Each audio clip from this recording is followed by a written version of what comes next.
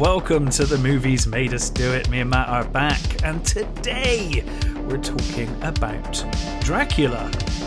Or Horror of Dracula, depending on where you are in the world. I think that my problem is that I'm so used to calling it the Horror of Dracula that when somebody says Dracula, my brain thinks of the other ones. Yes, yeah, I know exactly what you mean. I think my copy is not an English copy, so it is Dracula. It's just Dracula. Mine is a later. The copy I have is a later one, so it was retitled Dracula. So, but I always knew it is Horror of Dracula growing up. Yeah, that's it.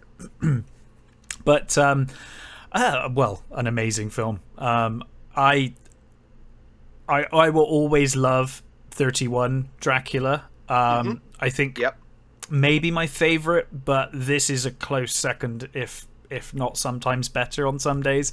I adore Hammer's Dracula, the first one. It's just such a tremendous film. And for a studio that produced so many movies, I mean, like, I don't know, like 160 odd movies in 2 decades or something. I think this is like the 60th, 65th movie they made. Dracula. I mean, they really made a lot of movies. and up until this point, they were mostly sort of like, small productions of like spy movies and comedies and stuff. And they'd done the occasional horror, and they'd done the odd sort of sci-fi job. Yeah, I think they've done Quatermass by now. Quatermass was the sort of turning point for them, I think. Yeah, when they started going, oh, actually, maybe we can make there's money here. Money with these horror movies. Yeah. And then that was when they decided to do Curse of Frankenstein. Yes, yeah. Which is, again, what a fucking tremendous movie that is. Well, that's an amazing film. I think those two movies are I think they're the pinnacle of Hammer.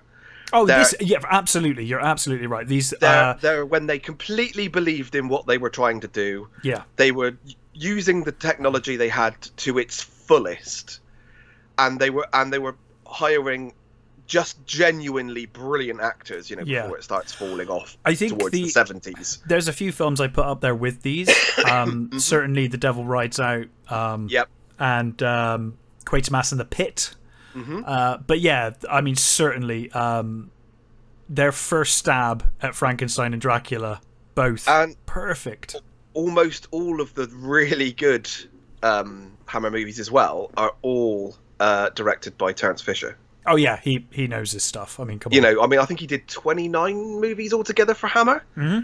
And I think once Hammer liked you, or you did well with Hammer, it was like you will have a job for life here. Keep coming back. I think was it Phantom of the Opera, or was it one of them didn't do very well and he fell out of favour and he was away for 2 years. Might have been The Mummy. I think it was the Mummy, and then they brought him back a bit later for some of the Frankenstein movies and later Frankenstein ones. Which again, the better Frankenstein ones are the ones. I mean, because he'd done like the How Do the Baskervilles and that's a tremendous adaptation. Actually, it's a great one, and I'm always slightly disappointed that Hammer didn't do any more of the Holmes ones. They just sort of did, because I guess that's probably the most gothic horror of the home story, so it certainly fits into Hammer at the time, doesn't it? It's the one that fits best, for sure.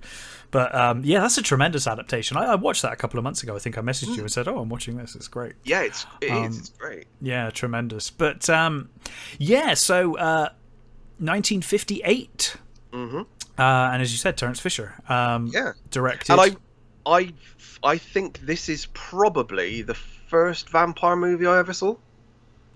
Was it really? I think so, yeah. I struggle to think what the first vampire movie I ever saw was, if I'm honest. It's probably up there, though. This one, it will probably be, I think, is it not Risen from the Grave? It's not Brides. Satanic Rites? Yeah, no, Prince of Darkness, I think. Oh, maybe. Prince of Darkness, yeah. So but because I was incredibly young, and they all merge into one, I must admit. Yeah. I've since bought all of the Dracula movies that Hammer did, and even now some of those just merge into one. Yeah. You know, this one kind of stands as a clear difference from the others, but a lot of the other ones mix together. Apart from, like, you know, when they go to the 70s, those stand out like a sore thumb. For entirely different things. yeah, for all the wrong reasons. Those ones definitely stand unique. But yeah, so should we dive in? Let's do it. So, 1885, and Jonathan Harker, who in this continuity, I guess we should say, you know, this, because this I saw this before I actually read the novel. So you thought this was the Dracula story? Yeah, no, I didn't know any better until I read, you know, a couple of years when I was a little older. I read the book, and, you know, it's one of those books that I go back to a lot. And I guess under normal circumstances, I'm always annoyed when they change things around. Yeah. However, what they do here is actually very, very good. They were working on a budget. Yeah. So they basically literally truncated everything. So Harker isn't just an estate agent. He's a full-on vampire hunter. He's a librarian, secret vampire hunter. Yeah. he's been hired by Dracula, officially hired by Dracula to tend to his books in his library. Can you imagine Dracula's library? That would be like the coolest thing ever. Awesome. Although it'd just be like Christopher Lee's library, I guess. You know, it's the same thing. But yes, of course, and he is actually secretly the world's shittest vampire hunter. Yeah. But we'll get to that. He's not very good. But anyway, Jonathan Harker arrives at we should say that, like, the opening sequence. I love, you know, because the opening sequence is fantastic. So it's kind of humorous now, but shocking when that came out. Yeah, because you get the big tune, you get the sort of the camera goes down to the crypt, and you get the crypt with Dracula written on it, and then you get the Kensington gore open up on the road. And what I love about that is, like you said, now it's a bit silly, but in 1958, seeing blood, nobody's seen that. No. Apparently, audience gasped when the blood dropped. I think there were walkouts and everything. It was like a proper, like, oh my god. You know, but I say this a lot with a lot of older films. I mean, I've said this a lot about the first Universal run of horror movies. People will laugh at that stuff now, and they won't see, like, you watch Frankenstein now, and kids watching it now will just be like, you know, come on. But at the time, yeah, exactly, unbelievably shocking. And the same here. This was taking it to another level of excess and gore. But seeing blood on screen like that, pretty shocking for the time. And I will say, you were saying, like, your first Dracula was probably this Dracula. I will say that when I think of Dracula, it's this theme tune. Oh, definitely. This is the Dracula theme to me. And what I love about this is the guy who composed it, who I forget who composed it now. Yeah, I'm not he sure. literally, he said, well, all he did was break up the word Dracula into syllables. So it's literally just Dracula. Oh my god. That's all it is. Do you know, I never noticed that. That's amazing. That's all he did to it. He just basically broke it up into... And apparently that's all they did with a lot of the things. They just broke up the words into syllables. And... I had never noticed that before. I'm never going to unhear that now. But it's a wonderful theme, and I always associate it with one of my favourite themes of anything at all. I love that. You know, just when we first, well, I mean, we'll get there, but when we first introduced to him, that is just what a vision. Well, we'll get there very quickly. You will, yes. So Jonathan Harker arrives. Sorry to interrupt, but that's actually what's so good about this movie. Actually, is because they waste no time. They were working, because they were working on the budget and things.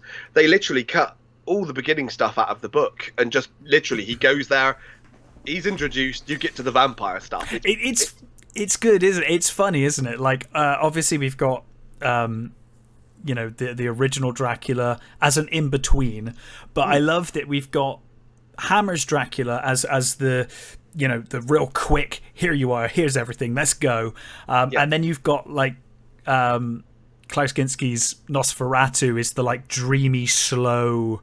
You know, it depends on my mood. I'm like, depending on my mood, which Dracula am I going to go with? Am I going to go like really slow and somber, or am I going to go with the the shock horror of Dracula? But yeah, I love it as well. I do love how quickly things get moving in this. So Jonathan Harker arrives at the castle, which is odd. You're right, because we get introduced to everything that Harker would normally do, like going to the bar and going to whatever. We get that later with Van Helsing. But this movie starts with a shock. It's like, we're here. Here's Castle Dracula, and he's there to take up the post as a librarian. And upon entering, he is approached by a young woman. Yeah, he's left with there's no one there some to meet food him. on the table. A note from Dracula tells him to sort of be comfortable in that, and then the woman appears, and basically says that she's a prisoner and begs for help. She begs for him to take her away from the Count. She won't say why. Keeping her against her will. Yes, and he's basically like, why? How? What do you mean? Yeah. And she doesn't give him an answer. But before anything can happen, I think this is a wonderful shot where she's talking to Harker, and then you can see her eyes catch something, and she immediately is like, oh, well, it's shit. Not even that. It's literally like she doesn't look up at all.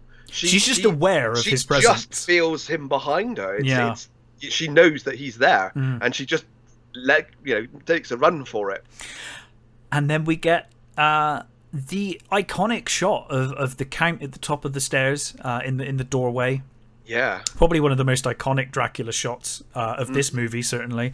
The full-on blast of the tune, and just him in shadow, and the guy like startled, to see him stood at the top of this, the aura of this guy who just like comes down the stairs with the cape billowing, looking menacing. It's almost like he floats down the stairs the way he moves. I love as well in this movie, and they make a point of it in these scenes, Dracula has no footstep noise.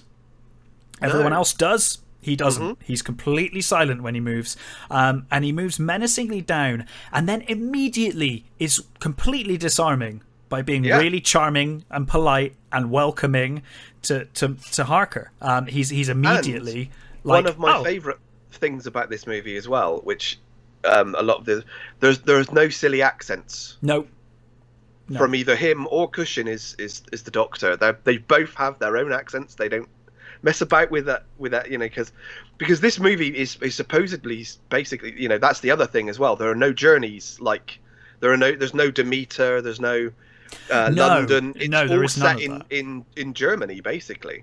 And I guess you're right, actually, because obviously Bela Lugosi just used his own accent. He didn't even know English. But it would have been very easy for them to have just gone, oh, well, let's just do a dodgy Hungarian accent. Exactly. Let's just do what he did. Only badly, because we're not Hungarian. Yeah. And I must admit, as much as I think that Bram Stoker's Dracula, the movie, gets too much shit, I actually really like Bram Stoker's Dracula. I adore Bram Stoker's Dracula. But I do sometimes think that accent's a bit... It is very accent heavy. Yeah, and it is like... If it was anyone else but you, I'm not sure this would work.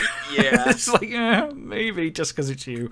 But yes, a wonderful, wonderful introduction to the Count, and immediately disarming. You've got the fear, and then the immediate disarmament as he's polite and kind and welcoming to Harker. And actually seems happy to see him as well. He smiles. Yeah. He smiles, he's happy, and takes his bags. He's the perfect gentleman. And Harker, I guess, just doesn't have, doesn't have the heart or the will to ask him, why are you keeping this woman prisoner? He's just kind of like, okay. Well, I guess just go along with this. I mean, I guess it's the Victorian era, so you probably wouldn't certainly go against your host like that, would you? No, absolutely, and we will get to the Victorian period because that is. I mean, that's ingrained in this movie. So Jonathan Harker, the vampire hunter, is taken to his room, and he arrives. It's weird because Harker arrives in the daytime, and instead of just being like, "I'll deal with this right now," He's like, let's wait until the evening. I will write in my diary. And I mean, it's a nice introduction to the audience, because obviously we hear him as he writes. We hear his inner monologue saying that he's a vampire hunter. He's here to destroy Dracula. But sometime, later that evening, he's fallen asleep, and I'm like, how have you fallen asleep? You're the worst at your job. Like, what are you doing, man? Like, if I was there to do this, I would not have been asleep. I would have been like completely awake. But in any case, he's. I mean, it depends on which way you want to go. I suppose if the other way is, if he's supposed to have taken this job, do you like take the job and do the job for a while just to learn his habits and maybe, But I guess there's an argument to be made there. Don't have time to do that sort of thing in this movie. Yeah, and I mean, it could be implied because we don't really know how much time has passed. No, I think I get the impression because it felt like it was the same night to me. Yeah, because when Van Helsing turns up, he says it's only been a couple of days since. You're right, actually. Sorry, he does. Yes. It's literally the same sort of day and same night sort of thing. Yeah. So yes, later, presumably that evening, Harker, I think the door unlocks, doesn't it? Or he hears the door. Well, I think before that. I think Dracula comes back in, doesn't he? And he sees the picture of I was going to say Mina, then of Lucy. Of course, yes, of Lucy. Because that's the other thing about it's a weird change, that one. They've changed Lucy and Mina around. Mina is now married to Arthur. Mm-hmm. Quincy does not exist. They haven't bothered with Quincy. No. Lucy is also his fiance is it's Mina's sister. Jonathan's fiance and Arthur's sister. It's Arthur's sister. Sorry, you're right. It is Arthur's sister. Yeah, Arthur's sister. And you only get a very brief appearance, by, I think twice, of Dr. Stewart. Yeah, very little. He's basically there so that Van Helsing can make him look like an idiot. It's like, basically, he's just like, I don't know. This makes no sense. It's some interesting choices in this movie where they were like, no, we're just going to go with this and make it our own and do our own thing.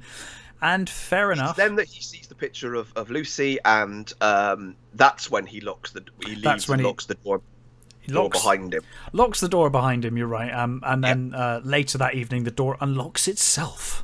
Yeah. So of course Harker goes to investigate, and is confronted once again by the woman, which is great. I love that sort of that shot of. It's like you see it coming a mile off, but it's like he goes past the door into the library, and then the door sort of slowly closes, and she's behind the door, and you think, but it's well done. It's great. And I mean, it might have been one of the first times that someone had done a reveal like that. To be honest, true, I mean, it's it's a great shot.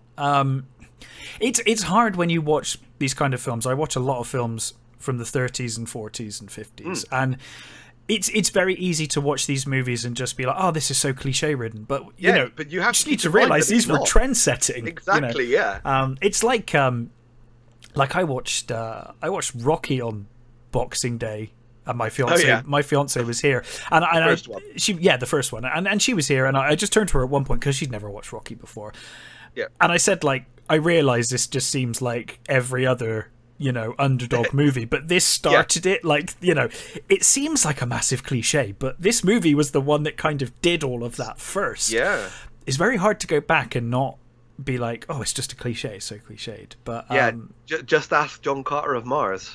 Yes, absolutely. But yeah, a wonderful shot. I think it's a wonderful shot as he's revealed that she is a vampire. Well, she goes over to him and she persuades him to sort of to help her escape. Yeah, she's like pleading her case. Yeah, and he kind of looks away. Just as she's embracing him, her head comes up, and you get the shot of her looking at his neck, and then she opens her mouth, and you get those, which is, I think, the first mainstream movie to ever have fangs. It may be. It may well be. I think there had been a previous, like, low-budget sort of Scandinavian movie, I think, that had fangs in before. Right. But I think this is the first sort of mainstream movie to have fangs like that in. You may well be right. And then she bites him, and of course that's when again Dracula turns up and just hisses at the screen.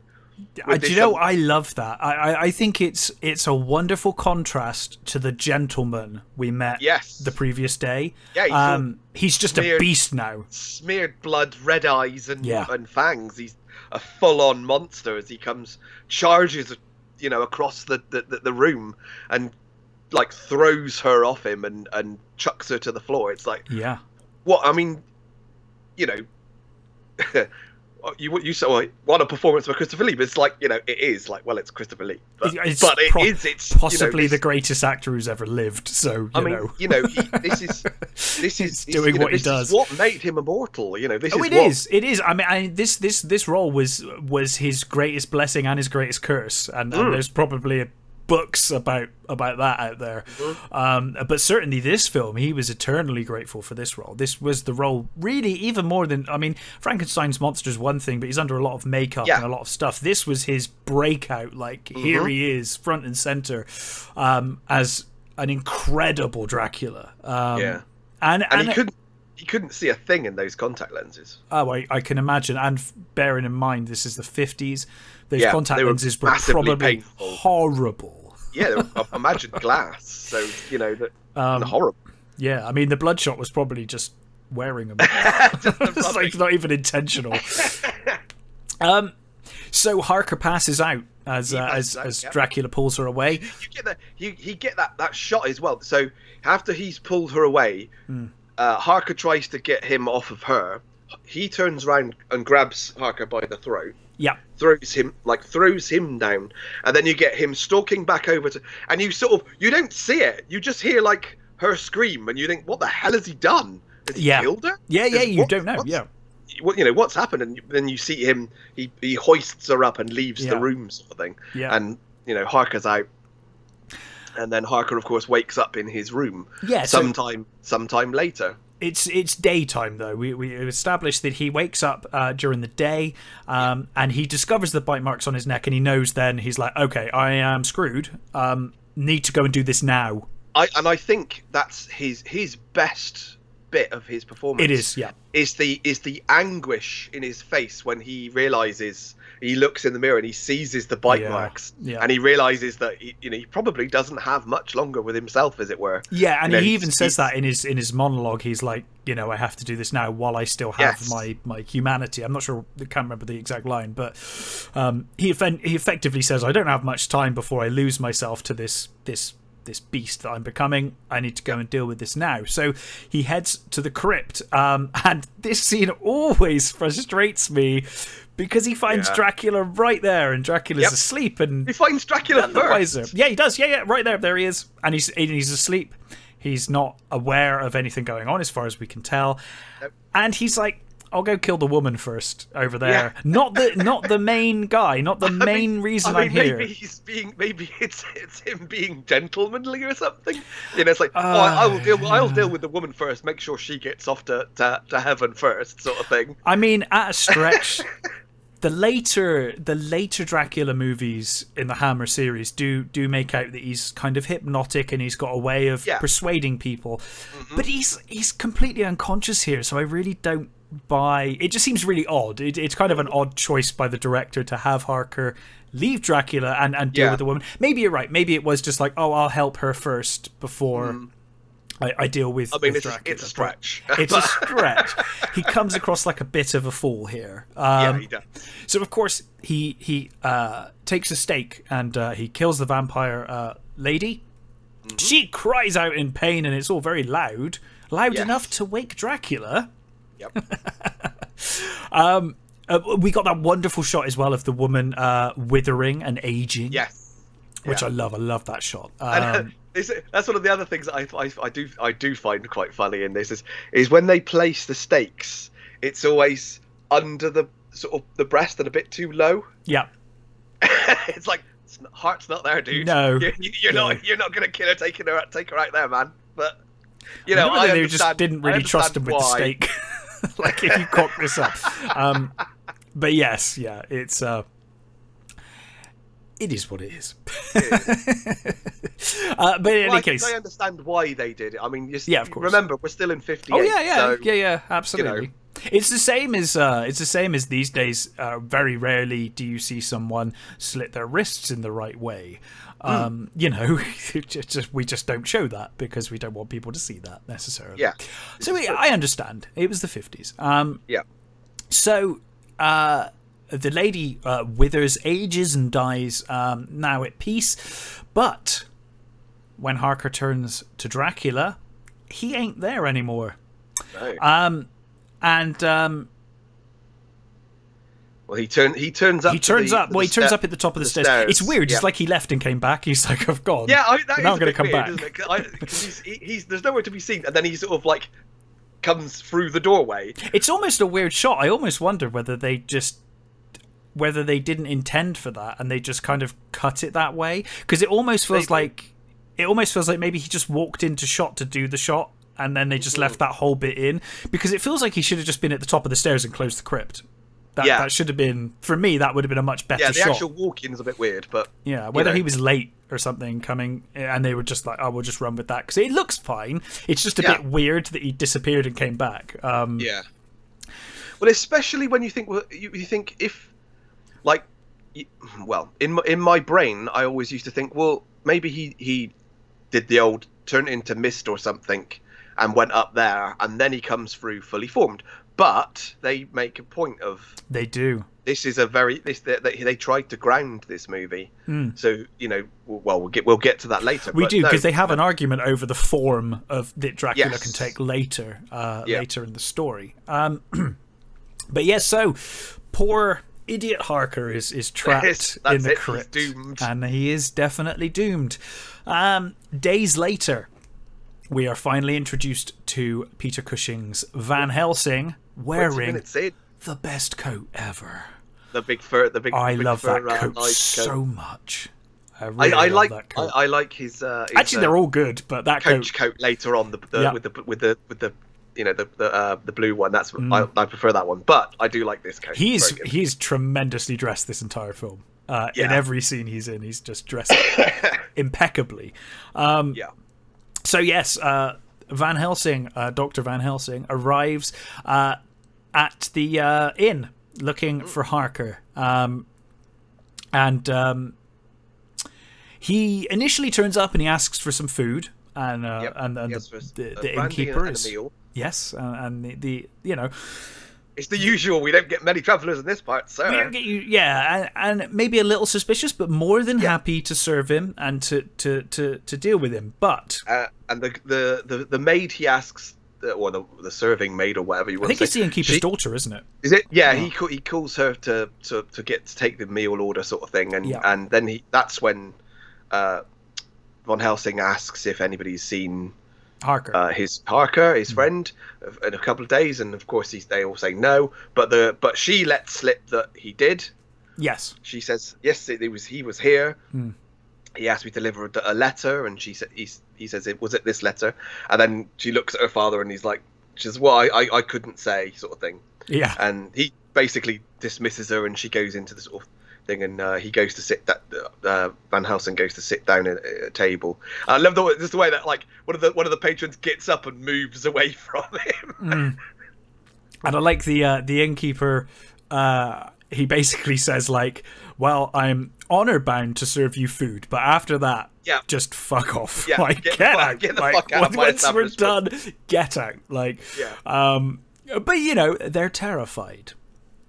They're scared of Dracula. He says about, you know, the garlic flowers and the garlic bulbs that they've got all over the place, and it's like, I don't know what you're talking about. It's like, well, like, you know, all those ones over the beams and stuff, you know, that stuff. And although this is out of sequence in terms of the traditional Dracula narrative, I'm really glad this scene exists, because I always loved that, like, seeing the fear of the village and the people nearby and their reluctance to travel there, and all of that. You kind of have to have at least some sort of form of because some of the later ones don't, which is, you know, kind of to its detriment, but they do it in different ways, because I think in Prince of Darkness that the monk guy does a similar thing, doesn't he, in the inn, with because I really like that character. I always wanted that character to come back. Yeah, but yeah.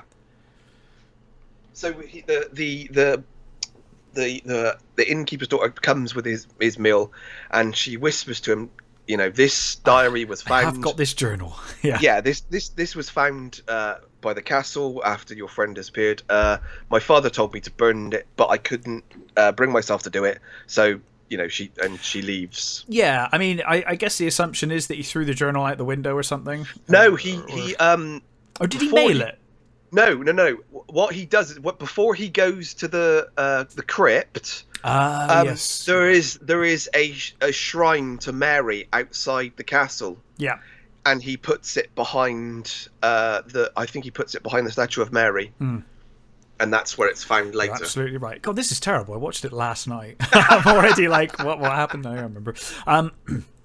But yeah, so she gives him the journal, and Van Helsing, you know, finishes his meal, has a brandy, and then heads on up to the crypt. Yeah. Oh no, sorry, heads on up to the castle, but finds it empty. Well, as he gets there, there's the hearse passes him. The hearse does pass him, yeah, and leaves him. So he knows that Dracula has left the castle. Yeah, because he sees the coffin tear off down the road. So he goes in. Shouting for Harker, which I think is a little risky, little risky, and you know, probably a little late. But yeah, he does find the portrait of Lucy, which is ripped and gone. Yes, torn out. Yeah, it's just a small corner of the portrait. And then, of course, we get the big reveal of what happened to poor Harker as Van Helsing descends into the crypt and finds Harker in Dracula's coffin. Yeah, all fanged up and ready to go. All fanged up and ready to go, but not for very long, because the far more competent Van Helsing immediately stakes Harker. And then leaves. Yeah, so he's killed Harker, but he also now has an inkling of where Dracula's probably heading. Yes. And so he leaves and heads to break the bad news.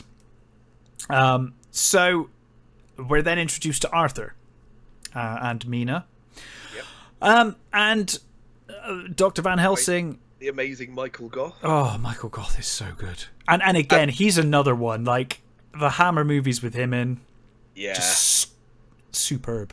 And it's really quite interesting as well, like, because I think we're mostly used to seeing Michael Goth as an older man, I think. Well, you know, I think certain, I guess. Well, I mean, maybe not us, but what I mean is a lot of people. Yeah, a lot of people would know Michael Goth from Batman. Yeah, or you know, where he's a much older guy and of that era.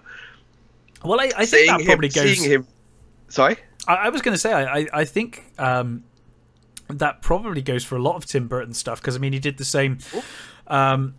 You know, with a few horror actors. Well, with Lee as well, you know, with Lee and Vincent Price. Price, yeah. So I'd imagine a lot of all the people he loved as a kid. Yeah, he brought them back and gave them work. And the other thing about this is also we've got a massive like Doctor Who stuff here. So we've got we do actually. You're right. You know, we've got Cushing, who was obviously Doctor in the Doctor two movies. Yeah, he was actually Doctor Who. Yeah. Michael Goth, who was the Celestial Toy Maker. Yep. And he appeared in, I think, a later episode as well. Did he? And I think you've got, is it Jeffrey Blyden?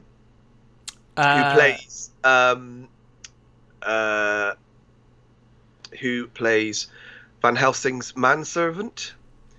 Yeah, Jeffrey Blyden, who was he was considered for the role of the First Doctor, and he was in the Creature from the Pit. Yes. And he also played the First Doctor, I think, in one of the Big Finish What If Doctors.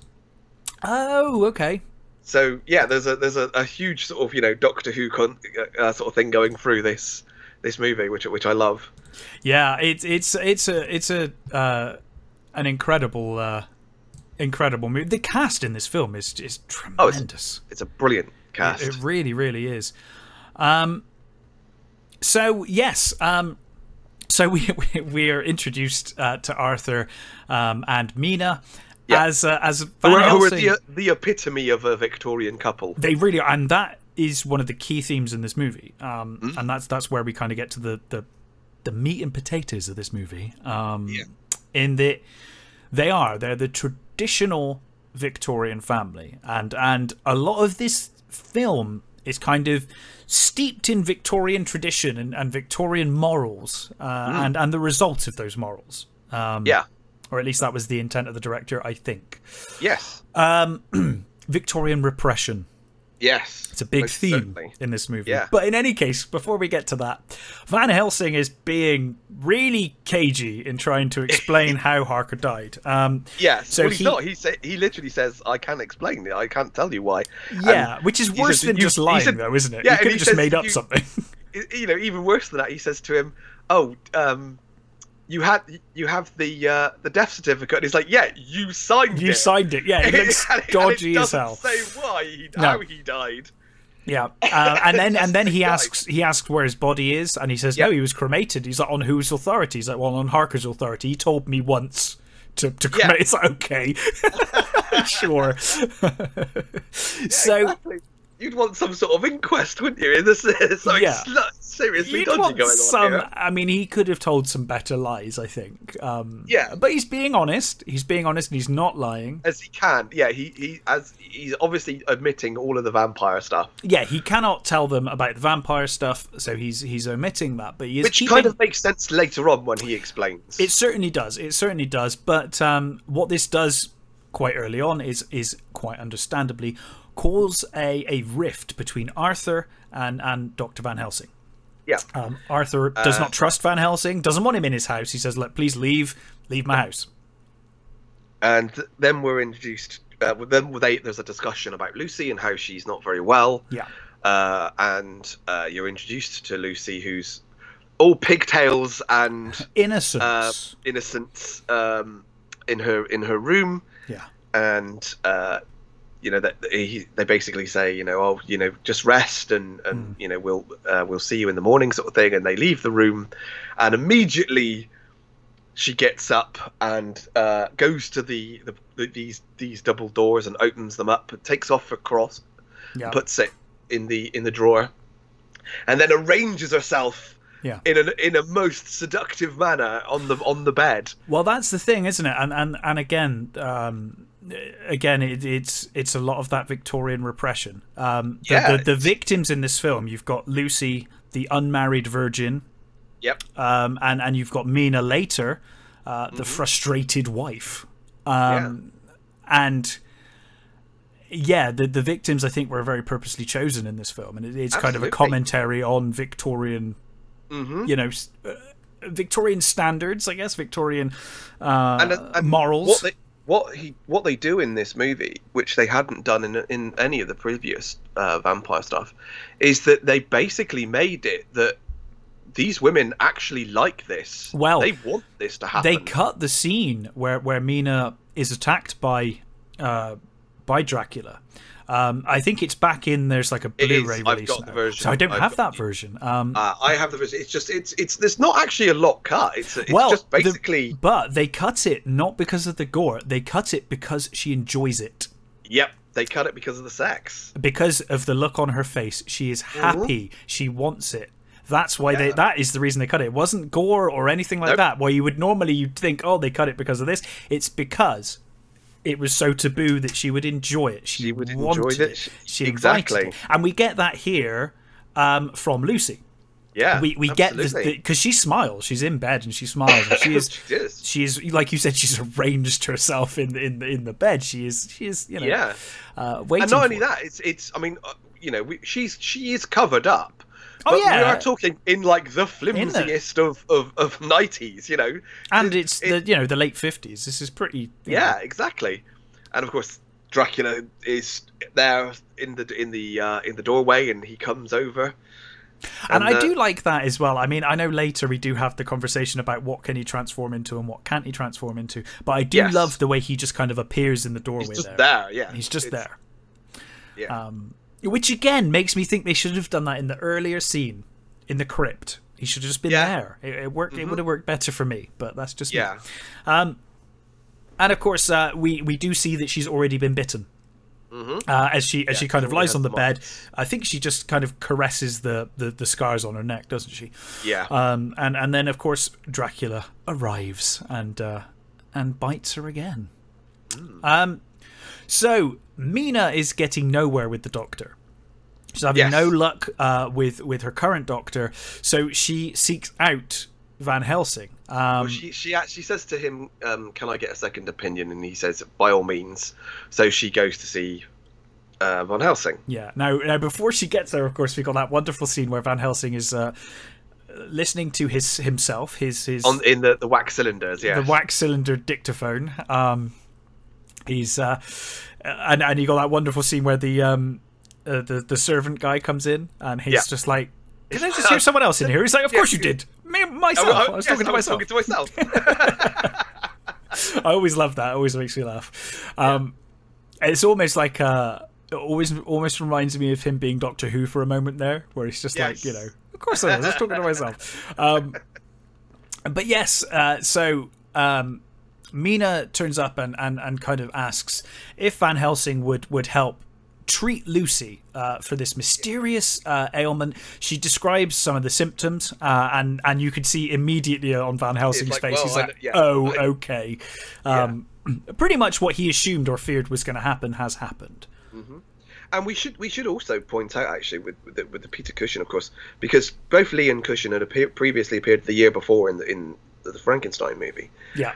And I've always struck by how different Cushing is from... He's amazing. His range is... Van Helsing to Frankenstein. Awful Frankenstein, his Frankenstein is completely immoral. Horrible. and an absolute monster of a character. But we love him. I love him for that. It's interesting though, because he's my favorite. He's my favorite Frankenstein. Yeah, for sure. It's interesting though because both characters, I think, are as determined. One is completely lacking morals. Way, yes. Like it's like it's like in that. It's like in the episode of Star Trek Voyager when the Doctor gets his morals turned off and he just starts taking 7 of 9 apart. He's like, whatever. It's kind of like that. Like Van Helsing is with the morals, and then Frankenstein's like that. Like he's like Van Helsing. If you took the morals out, you just ripped him out. All ends justify the means. Yeah, absolutely. It's literally that for Frankenstein. But it is a wonderful contrast. You're right. It's a lovely contrast between the two characters. Yeah. And it would have been quite surprising to see a year, like you said, it's only a year later, isn't it? A year or so later? It is, it's literally a year later. Yeah, it would have been quite interesting to see that. Where were we? Yes. So she's so Van Helsing heads to see Lucy. Yeah. And obviously he sees the signs and he says to them, he puts garlic flowers and garlic around and says, all the doors must be closed or windows must be closed, maybe just a small opening for air, and those you can move them in the day. Stay, yes, yeah, but the garlic must stay there. They must not be moved. And then the fucking maid. Yeah, the poor Lucy's can't breathe because of the flowers. I can't breathe. I can't deal with this. She says to Gerda, Gerda, I can't breathe. Could you please move them? So poor old Gerda moves the flowers. Yeah. And of course, the next day she is found dead. She is found dead. Yes.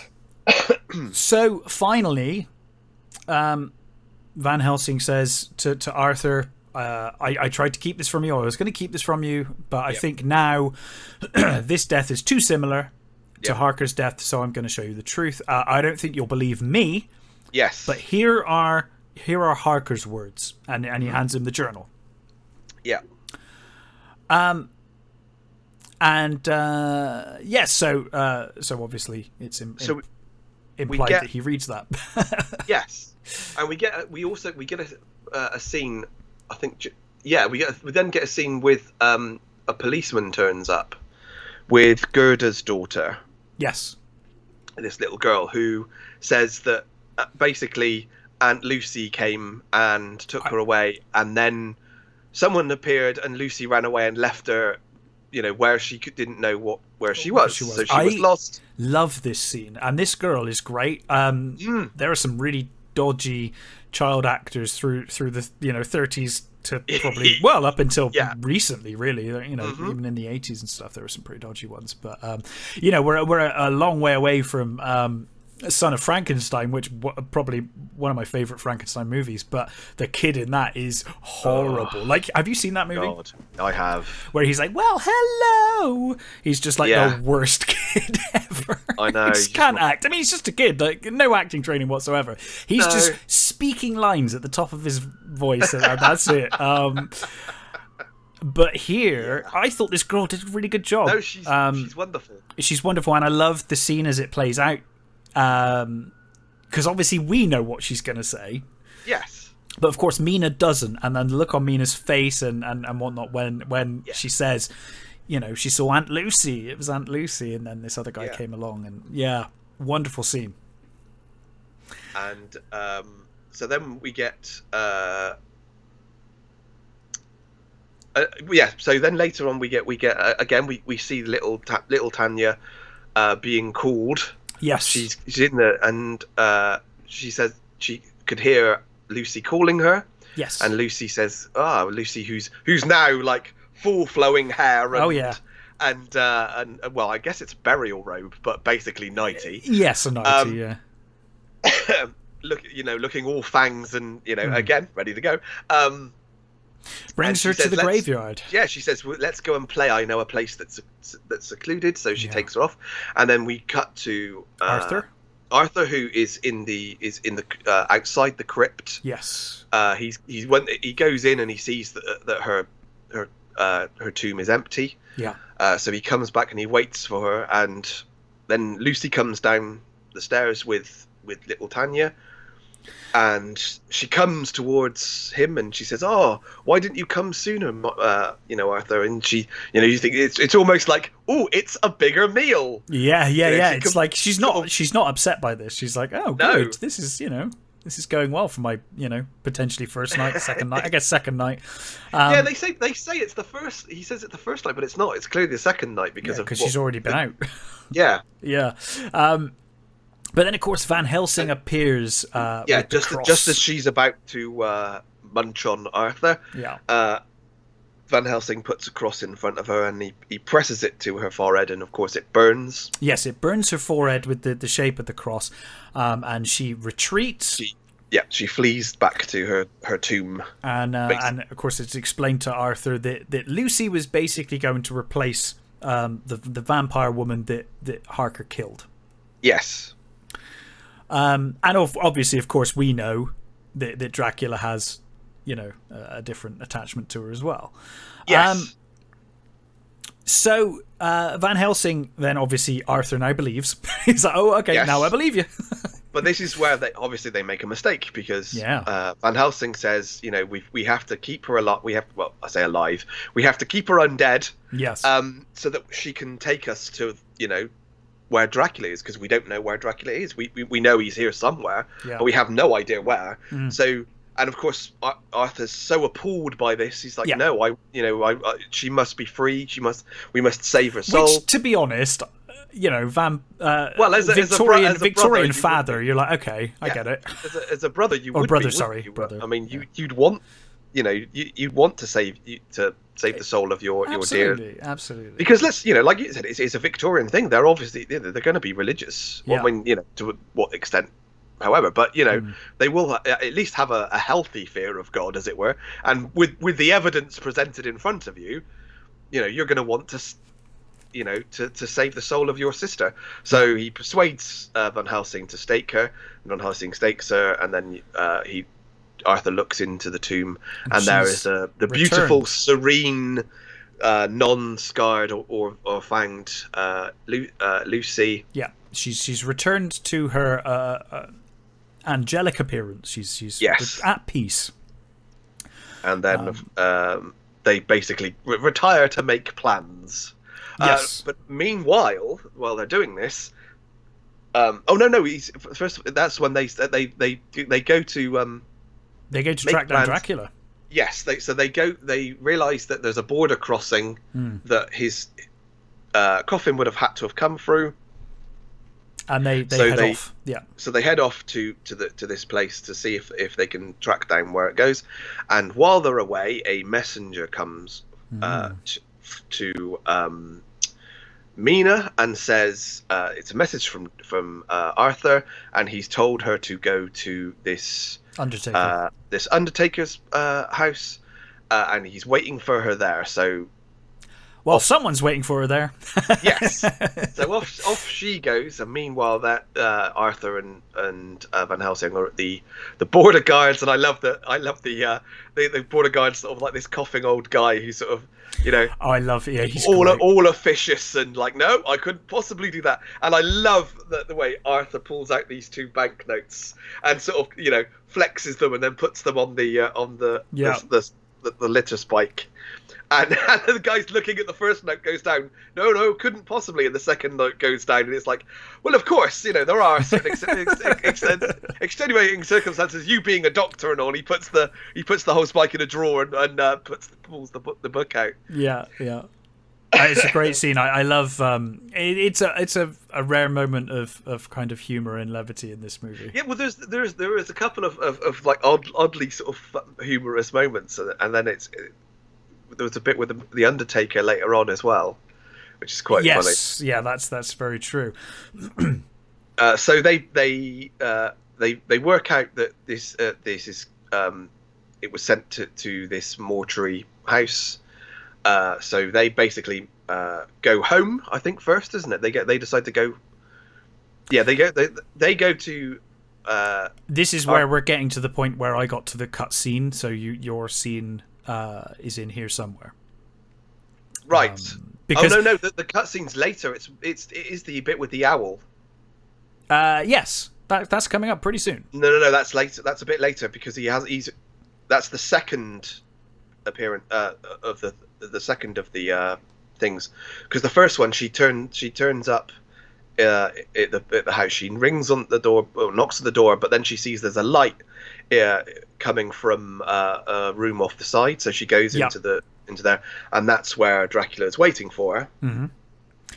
And then the next day, and then then we get to the Arthur and Van Helsing arrive at the house, and they make plans to go to this place, and they ask Gerda, where is.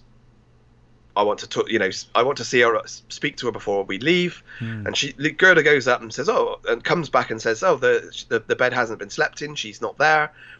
And that's when Mina comes in, and she's all wrapped up. Yes. And she has this amazing look on her face of happiness. Happiness. She's like the night after sex, basically. Yes, that's exactly what the director said to her. She said, "How do I play this?" And I think they tried a couple of takes, and she says, "Look, how do I do this?" And he said, basically, come through the door as if you've had the best sex of your life, basically.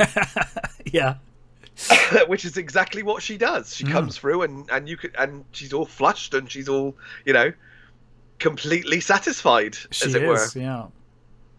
And she basically makes some excuse, and they sort of, she says she's fine. He says, "You're pale," and she says, "No, don't fuss. I'm all right." Yeah, try this cross. You exactly that. You go off and you sort of, you do whatever it is you're doing. So they leave. They go to the Undertaker's. The Undertaker's, and he's this brilliant old. I mean, he's appeared in lots of. He's another one that did the rounds. And Ealing comedies and all that sort of stuff. And he's this sort of like, makes this joke. He sort of makes this really weirdly inappropriate joke about a guy who comes to see his dearly departed, and ends up dearly departed himself on the steps. Undertaker humor. Yeah, exactly. Undertaker humor. And of course they go to where the coffin should be. And it ain't there. The coffin is not there. No, the coffin is gone. It is gone. And then, of course, later we get Arthur tries to give the cross to Mina, and it burns her. And of course, and I get that's when we get the scene. So the second. This is the cut scene, isn't it? Yes, this is the scene that was cut from my version. I have seen the scene. I just wasn't sure where it appears in this. He comes in, and she literally, he comes up the stairs towards her, and she's super happy to see him. You know, you get this great sort of look of fear in her eyes.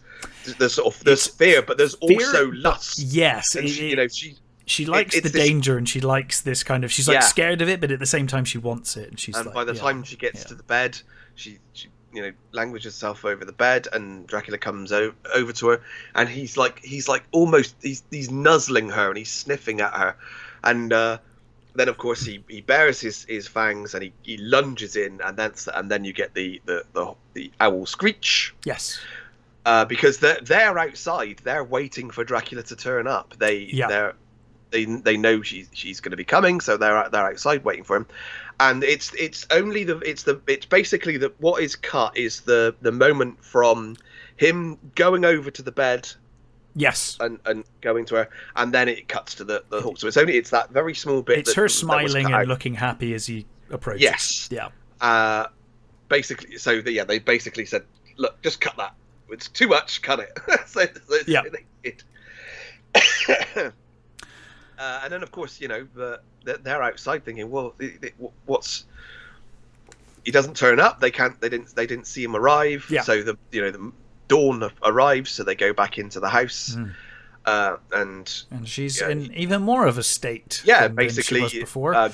Gerda screams, and they go up to the bedroom, and there she is, draped over the bed, with blood basically dripping from her neck. Yeah, and Arthur then basically agrees to give her a transfusion. Yeah, and this is where we discover, as Van Helsing asks, or is Arthur asks? They go down. They basically, after the transfusion, they're downstairs in the living room or the drawing room, and Arthur suggests to go get some wine, doesn't he? Some more wine for Van Helsing, and Gerda says, "Oh no, I couldn't possibly do that. I don't want to disobey the madam's orders twice." And he says, "What do you mean?" And he says, "Oh, the mistress told me not to go into the cellar. I was not to go there anywhere near it, so I haven't been." Yeah. So of course, ding ding ding ding, alarm bells ringing. I love the look on Peter Cushing's face there as well, where he's like, "Oh my god, that's it." Yes. And he legs it, downstairs.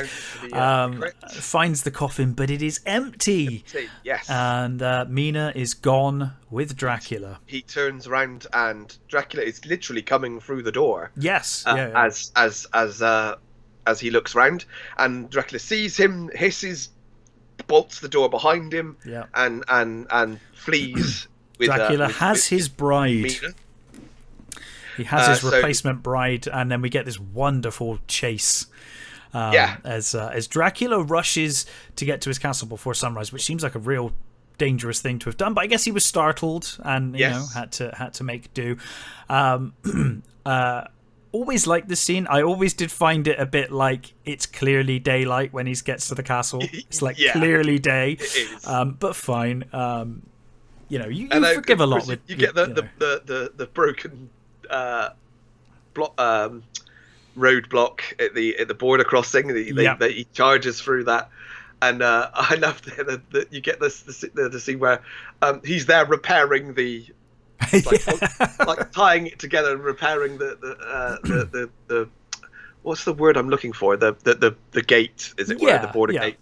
And of course they come charging through, and you hear the crunch as it breaks again. It's like this poor guy. And then you get Dracula, who is arrived at his castle, and he starts digging this hole. He starts ready to bury Mina in, and he places her in, and he starts shoveling earth on her, until she wakes up, startled, I guess, at having wet earth poured on her. And then, of course, Van Helsing and Arthur arrive, Yep. interrupting the burial, and we then get the pursuit inside the castle. Yeah. And what I love about the pursuit in the castle is it's clearly, like, you can see the way. I mean, we'd already seen the layout of the castle, but it's literally the redressed set. Yes, yeah. And you get I love the sort of the way he comes in and he runs up the stairs through the hallway, and then he comes through the door again, which is like, it's the same set, but it's obviously turned around from a different angle. Yes. And he runs across the room and he goes into the library, and there's an odd thing there where there's some sort of trapdoor where he's going to hide, and he's you see him lift the trapdoor, and then it cuts to Van Helsing, who is coming through the castle. Yeah. And you get that. There's that brilliant where he runs through the sort of the hallway and then the hall, and he gets to the stairs, and you can just sort of see that he goes up those little stairs, and if you can just see that he couldn't actually go any further than a few steps. It's like because it's a painted background, but I still think it's beautifully done. It is, and of course he turns back and he goes, and then he goes through the door, and of course Dracula does seem to be still stood over the trap door, which you think is a bit weird. Surely the timing's a little off here. The way it's cut together is a bit awkward. But it's still, so he charges at Dracula. Dracula charges at him, and there's a sort of he goes for his throat, and Van Helsing appears to pass out. Yes. And then Dracula goes to flee, and Van Helsing wakes up. Yeah. And it's still one of my favourite scenes. Great. All of the Hammer movies. It's a great shot. And it was completely stolen in the last adaptation of Dracula by Gatiss as well. It was actually, yes. Completely stolen. And Van Helsing sees that there's sunlight is coming through the drapes over the window. Yeah. So he jumps onto the table. He runs across the table. He grabs the curtains and leaps at them and pulls them down. This massive window. Yeah. Sending light into the room, and it catches Dracula's leg. And despite being clothed, his leg just disintegrates. I've always loved these shots here. I do as well. And Van Helsing jumps back across the table, picking up the candlesticks as he's going. Yeah. And he picks up the candlesticks and he makes the cross. Yeah. And he literally forces Dracula into the sun. You get his hand. His hand goes out to steady himself, and it immediately starts decaying in the sunlight. And then in the uncut version, you get the face as well. Yes. So what happened there was in the version I have actually, they found the missing. It was initially cut and it was basically disappeared. Yes. But they found a Japanese cut, a badly damaged Japanese cut of the film. I think in the mid 2000s, and I think the first reel was completely damaged, but the second reel, which still had the cut. The cut. So basically, what it is you see Dracula's face begin to melt, and what they did was they basically put red. They painted his face red, and then they used prosthetic over it. They used mortician's wax over that, and you see. You basically see the hand rip the face. Dracula, he scores his face, and you see the red beneath the skin. It's a great shot as he scores that. Yeah, and then it continues to deteriorate into a skull, and then it completely disintegrates. The whole disintegration, leaving only hair, dust, and his clothes, and his ring on the zodiac symbol on the floor. A wonderful, wonderful shot. And with Dracula dead, Mina recovers, and we see not only does the cross that burned her, that scar fades, but we also have very clearly the wedding ring glinting. They make a big point of shining on that, showing that, you know, Dracula has been undermining the family now that he's gone. Their marriage is saved, in the same way that Lucy regained her innocence upon, you know, being removed from Dracula's curse. She is now sort of, you know, the family unit is saved. The marriage is saved. Wholesomeness has returned. Wholesomeness has returned, apart from, you know, Lucy being dead. But, you know, aside from that, wholesomeness has returned. And there we have it. A wonderful, wonderful film. Absolutely adore this version. And like you, it's certainly top 3 Dracula movies. It's probably a close second for me. But on the right day, it'll be my number 1 choice. So it's a wonderful adaptation. And it's what I love about it is you know, it obviously they wanted to you know, distance themselves from the Lugosi version. Yes, and I think they do Christopher Lee, you know, he went off and he read the book. He wanted to see, you know, what the part was, and he completely understood what was, you know, that Dracula is a sexual being. There are real elements of sex in this, you know, that there's the whole, you know, Victorian repression and what he means, and that's how he plays him. He plays him almost as an animal. You know, you get the whole snarling animal but you also get the amazingly suave, you know, as only Christopher Lee can do. You know, absolutely, with his 6'4", you know, good looks and everything. He's a handsome man, really handsome. And I mean, I know that that Lee came to hate the role in obviously with the endless sequels, and you know, I mean, he refused to say dialogue in half of the later ones. I mean, he only just speaks refused. like 14 words in this. I think the only time he speaks is when he talks to Harker, isn't it? Pretty much. After Harker, I don't think he says anything at all. It's all just his presence, and like you said, being that height and that good looking, he has a hell of a presence. Yeah, and I mean, in later ones, the guy I can't remember what the guy's name is, the guy in charge, but he tricked him. He literally tricked him into taking the role. He said he wouldn't do it, and of course, he played on Lee's humanity, and he basically said you're going to put everyone out of work. He basically said, well, everybody's been hired now. You know, we're all the cast, all the crew, we're all ready. Think of all ready the people you're going to put out of jobs. Exactly, and horrible. He's like, well, there's no way I could possibly do that to these people who he loved. You know, he worked with these people for years. You know, he knew all these people, and there's no way he was going to put them out of work. I think Lee said he literally said, "I'm not fucking saying what you've written there, though." No, it's awful. You know, because he wanted more of Bram Stoker's novel, which he never got. Yes. So he refused. He always. It's his biggest regret that he never got to play him how he wanted to. He wanted a proper adaptation, and he never really got that. He never got it, and it's a real shame.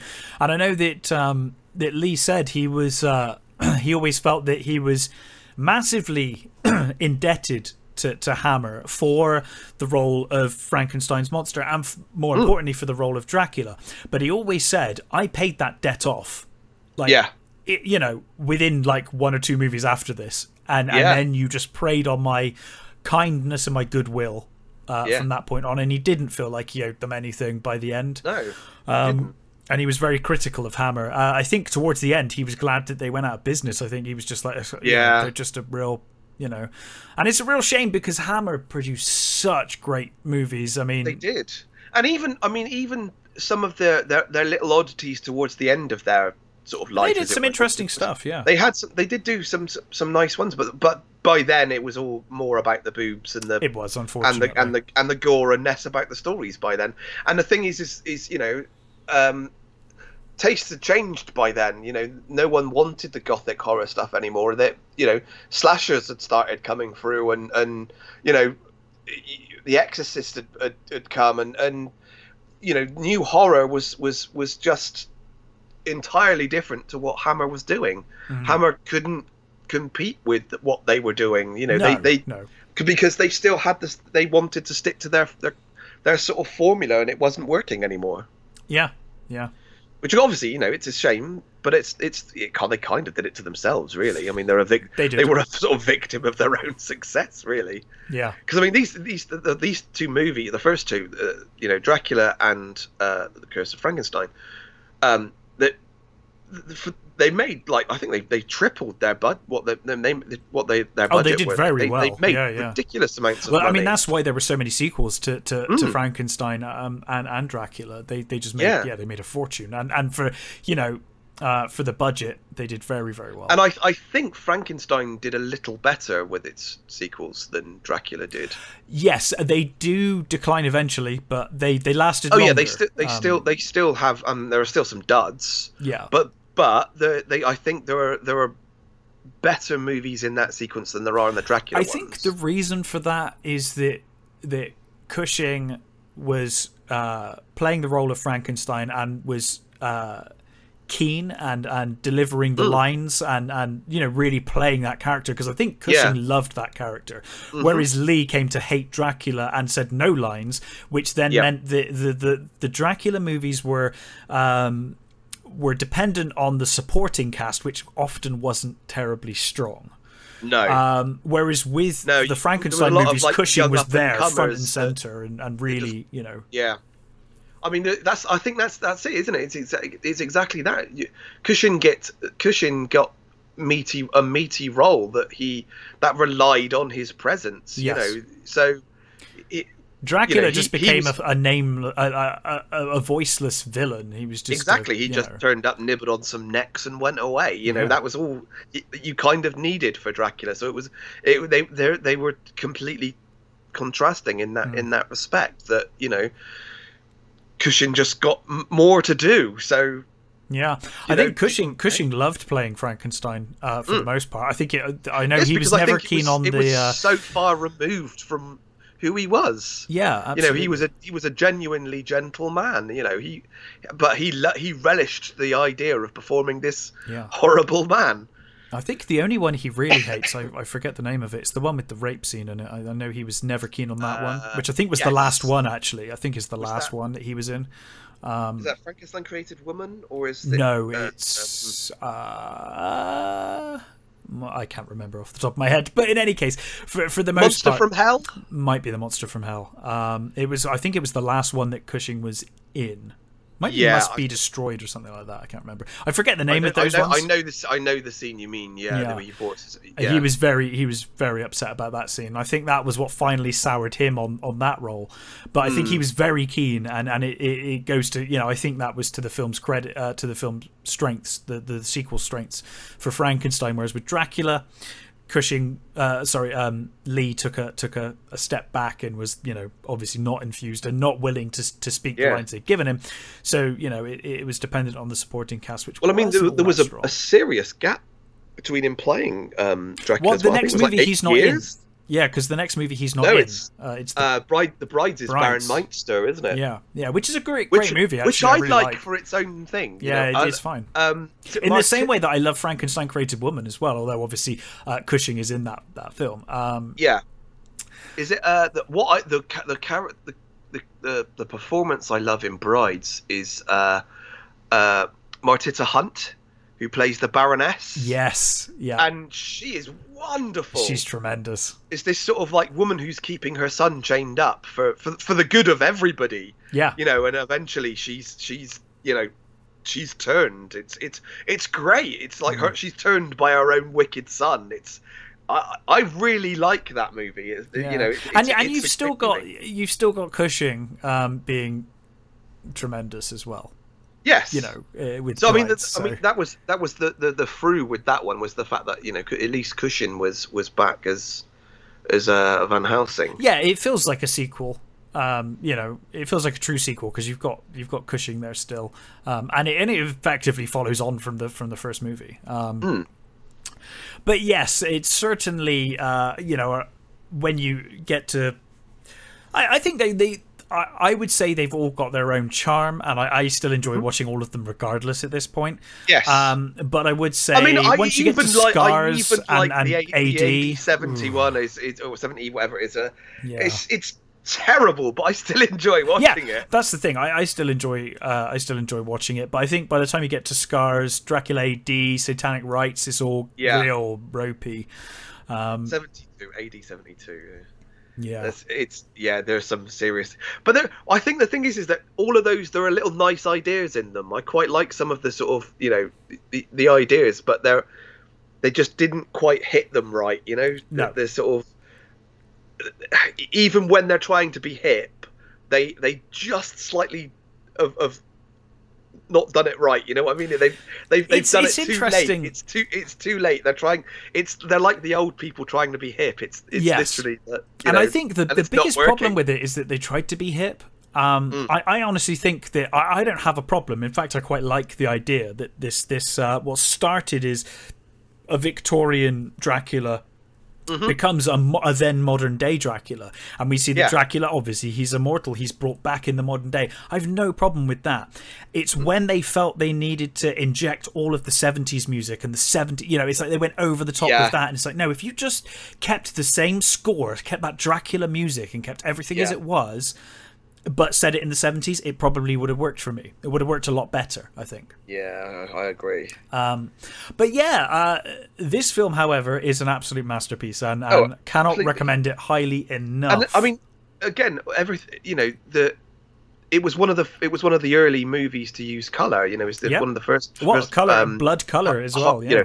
And I this and Curse is I love the fact that in Curse of Frankenstein, they wanted to use the color so much. There's the scene where the monster is approaching the young boy, and they literally painted like berries in the foreground red, so that they would pop in with the color, and it is, the color is so rich in these movies, so beautifully, and so it's interesting because obviously when you get a new gimmick, filmmakers tend to go over the top. And sometimes they do go over the top, but the difference is it works. It works here because you get a lot where it's to the film's detriment, like when 3D was introduced first time around. You get films like House of Wax, which I love. I adore House of Wax, but you get those painful scenes with the guy with the yo-yo, and he's like yo-yoing into the camera, and it's like, no.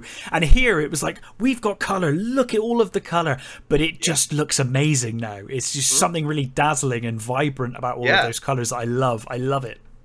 And I mean, the first full-on shocker was not first one, but the first one for Hammer was the one with in Curse, where they shoot the monster. He shoots him in the face, and he literally spurts blood all over, and it's like, wow. I mean, you imagine the reaction in 57 from the audiences that had never seen like gore like that. They would have no movie had done like a big spurt of blood like that before in a horror movie.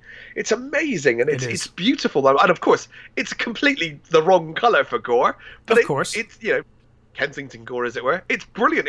I love it. It's just pure genius and pure color, brilliance. Absolutely.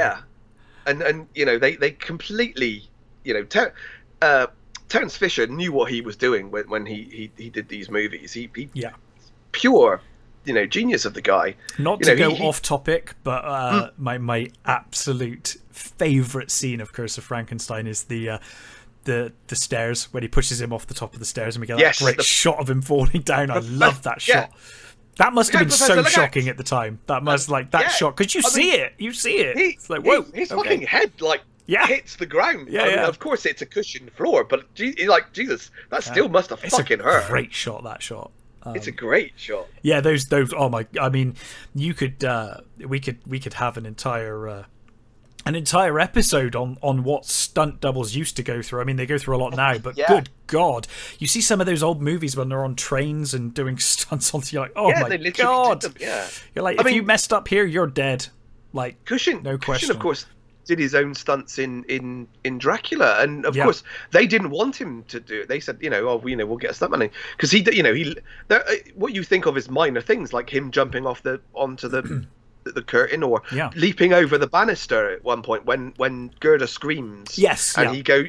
he runs up the. He doesn't just run up the stairs. He literally leaps over the Yeah, banister. he really does. And throws himself up the stairs, and he did all that himself. You know, he wanted to do those things. Well, I mean, to be fair, are you going to find a stunt double that's as thin as a skeleton to play? You know, I mean, Well, he's not as thin in these ones. No, it's true. He gets thinner. He gets a lot gaunter as he goes on. I think he does, especially after his wife. After his died, wife died, yeah, of course, he really became incredibly cool. He did, yes, sadly. But yes, that's probably enough from us, isn't it? Dracula, just go and watch it if you haven't. It's a tremendous film. And a great choice. I'm glad you picked this one. This was a good one. Actually, you always pick good ones. I don't know why I said that. Like you normally pick terrible movies. This was a great movie, but they're always great. Well, then you picked a good one finally. Yeah. No, it's just one of my favorites, one of your favorites. So it's always a pleasure to go back to these. I mean, it's slightly cheating because we know the movie so well, but you know. I only half. I must admit, really. I only half watched it last night. It was on, and you know, much like a few of these movies where it's been like, I don't really need to watch it. I'll just put it on, and it was mainly to separate some scenes that happened, subsequent movies where I thought, that might have been in this film, and it wasn't. I think my by the way, brain, it's very Prince of Darkness, I think, and this one. They get merged. So sort of entrenched in my head. By the way, did you notice how mental that stream was going at the opening when you see the castle? Yeah, it's like just throwing water across the screen. You're like, what is going on with that stream? Yeah, but yeah. Anyway, also that's one of those things. It's like, you know, again, it's another one of those bits where they get rid of all the old things like the running water thing, because you know, it's like running water. That's clearly running water. Quite clearly, he has no problem getting over that. No. But of course, all that changes later on. They do take some liberty with they set their universe and they set their rules, and then they just break them later on when it's convenient for them. Guide them. You know, the whole bat thing happens, and then you know, and Mist and well, I mean, in the end of Prince of Darkness, he's killed by running water, isn't he? He is, yeah. That's literally how they kill him. The priest shoots the ice underneath him, and he ends up. Which is a great scene, to be fair. Fucking great, and I think it was incredibly dangerous. I'm sure it nearly bloody drowned. I wouldn't be surprised. I wouldn't be at all surprised. But yes, Dracula. Horror of Dracula, highly recommended from us, and I guess next time we'll be back to normal. We have got so much to talk about next time, and I'll try and find some films to watch as well. But until then, stay safe, take care, and we will catch you on the next episode. Bye.